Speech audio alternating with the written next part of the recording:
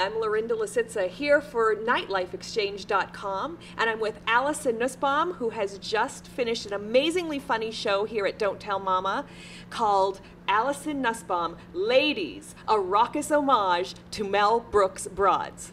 Congratulations, and let me know, how long have you been a fan of Mel Brooks? Forever. I remember being a fan of Mel Brooks films before I even understood why they were so funny. My parents were always fans, and I have a very vivid memory of them watching Blazing Saddles. And I didn't understand what was so funny, except for there was one scene that I understood, because farts are universally funny. That's the first thing I remember ever, is just watching them hysterically laugh at this. And like I said, it was the only part of the movie that I really understood. But since then, when I was a teenager, I started to kind of watch things a little bit more. And I've always had that annoying quality that I could just, in mid-conversation, start quoting things. Sometimes respond to answers using lines from the movies. Yeah, so I mean, as long as I can remember, right, I've been a fan. What would you say is your favorite Mel Brooks movie now? Young Frankenstein. Oh, absolutely, without a doubt. Yeah. Okay, very, very good. Who's your favorite Mel Brooks actress that he, you know, he used the same people a lot. Who's your favorite? Madeline Kahn. Okay. It goes without saying. I mean, she's my favorite in anything that she's done. But I mean, they're all fantastic. Yeah. They're all great.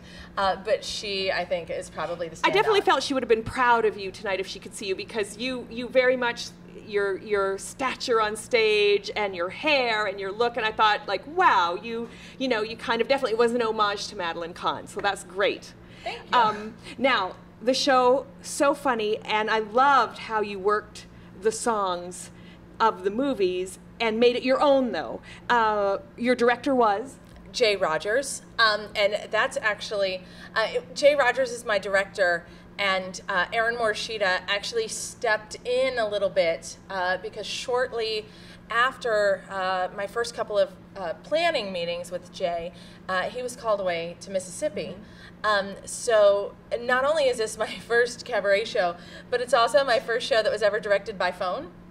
And that's basically what happened. Things, Ricky and I would rehearse music and just kind of sit around and come up with some ideas. And then I would call Jay and I would say, this is what we've done, this is what we've come up with.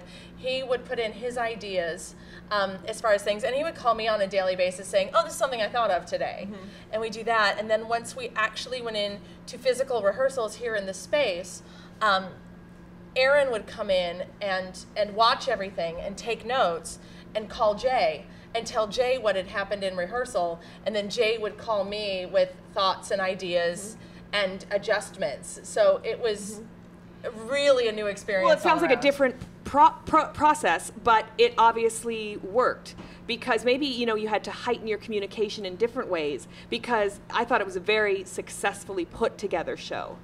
One of the things I wondered, you're very popular in the piano bars, and you won the MAC Award this year for Piano Bar Entertainer. Would you consider this your debut show?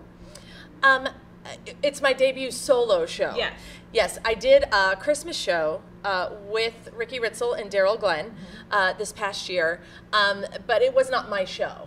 It was Daryl's show with Ricky, and they needed a girl, and I was the girl. So I saw that show, and it was really, really great, too. I would come in and, you know, sing the girl songs, and then leave and come back again when it was my turn to sing another girl song.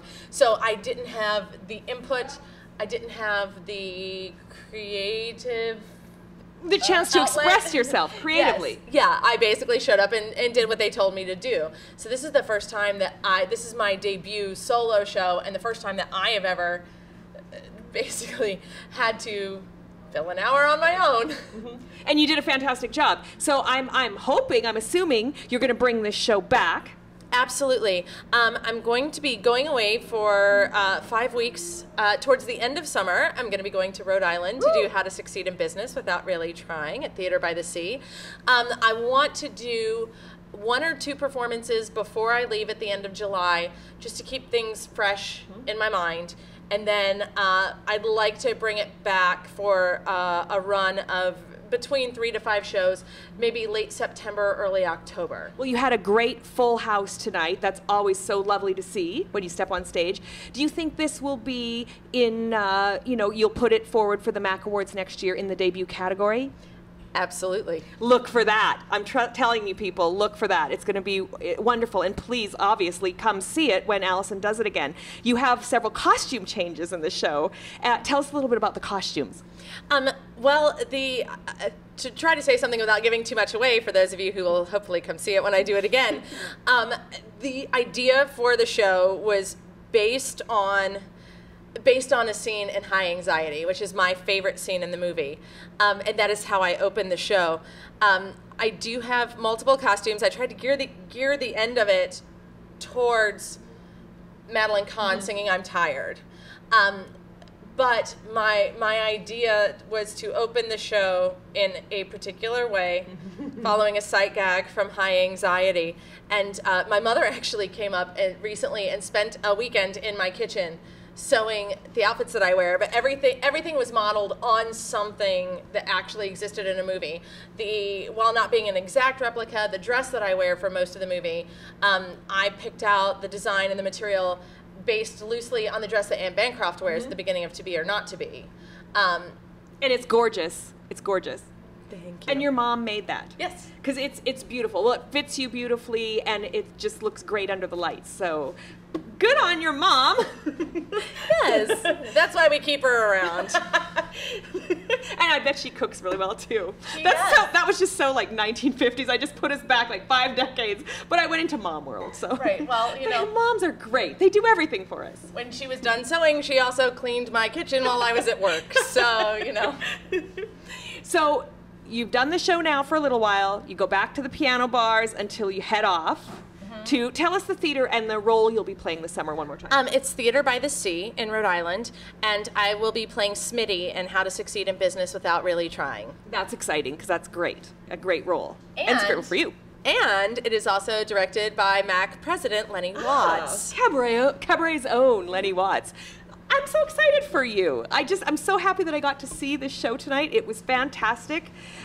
Please, when Alison puts up her show again, I think everyone should run to see it. You will laugh hysterically and with abandon, trust me. So tell us one more time the title of the show. Sell it.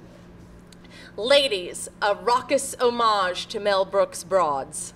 There you have it. So for nightlifeexchange.com, I'm Lorinda Lositza with Alison Nusbaum saying see you later and see you in the cabarets.